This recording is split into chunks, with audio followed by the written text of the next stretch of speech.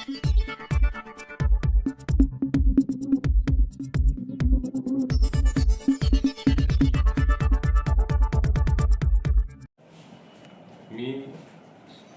दीपक पाटकर, शहर प्रमुख आणि मालवण नगर परिषद उपनगराध्यक्ष आणि पाणी पुरवठा समिती उपाध्यक्ष सभापती। मी आपल्याला सांगू इच्छितोय, हे जे काही 8 दिवस काय जे चालले आहेत पाण्यासंदर्भातच्या बाबतीत जर मी बोलायचं झालो तर बरेच दिवस या विषयाला काही वेगवेगळी वळणं लावायचं काम हे विरोधी लोक आज काम करतायत। माझं त्यांना एवढंच सांगणं आहे की तूप खाऊन रूप नाही येतच आणि पैशाची सोंग करता येत नाही, ते पैसे आणावे लागतात। त्याच्यासाठी आमची जिगरी आणि आमचे कार्यसम्राट आमदार निलेशजी राणे हे आज कार्य करत आहेत। जे ते बेछूट आमच्याकडे आरोप करतायत की पाणी पुरवठ्याचं जे काम चालू आहे ते मला वाटतं मी खुर्चीवर बसल्यानंतर आतापर्यंत ज्याची काम चालू झाल्यापासून सगळ्या अपडेट मी घेत असतो आणि त्याचे अपडेट मी तुम्हाला मोबाईलमध्ये सगळं दाखवू शकतो। आणि आज तर मला असं वाटत नाहीये की जी पाणी पुरवठा चालली आहे आणि ते पीएमसी काय करत राहिले आहेत, त्या पीएमसी मुळे काय काम थांबत नाहीये। काम हे झालं पाहिजे, कारण ही जी नळ पाणी योजना ही संपूर्ण मालवण शहरासाठी आणि मालवणच्या आजूबाजू गावातील लोकांसाठी ही पाणी पुरवठा योजना राणे साहेबांनी पहिल्यांदा आणली। त्याच्यानंतर त्यांचे चिरंजीव आमचे आमदार निलेशजी राणे यांनी ती पुढे नेण्याचं काम हे आमचे आमदार करतायत। आणि आता हे बेछूट सध्या आपल्याला तोंडाला जे येईल ते बोलत असतात।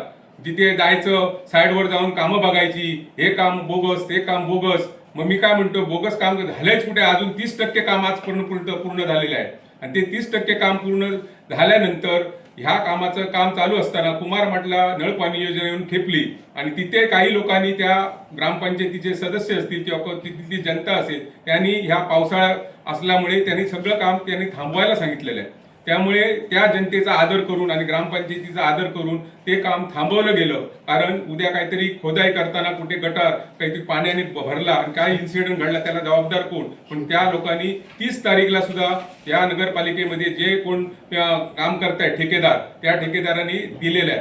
त्यामुळे उगाच काहीतरी सांगायचं ती पीएमसी नाही आहे, पीएमसी मुळे ते काम थांबलंय, काम कुठे थांबले नाही, काम हे दर्जेदारच झालेलं आहे। कोणी उठसूट येऊन याच्या आमच्या सत्ताधाऱ्यांवर काही जर आरोप करत असतील तर ते आम्ही खपून घेणार नाही आणि ह्याच्या पुढे जसं तुम्ही बोला तसंच सडेतोड उत्तर तुम्हाला दिलं जाईल आणि ह्या बाबतीत कुठच्याही प्रकारे आम्ही ऐकणार नाही। आणि आमदार निलेश राणे यांनी जो भरमसाठ निधी या नगरपालिकेमध्ये दिलाय, या निधीची ते 10 वर्षात त्यांचे आमदार करू शकले नाही। काही कामं आहेत ती त्या आमदारच्या काळातलीच आहेत, त्यामुळे त्याला किती जबाबदार तो माणूस आहे त्यांचा आमदार हे त्याने लक्षात घ्यावं।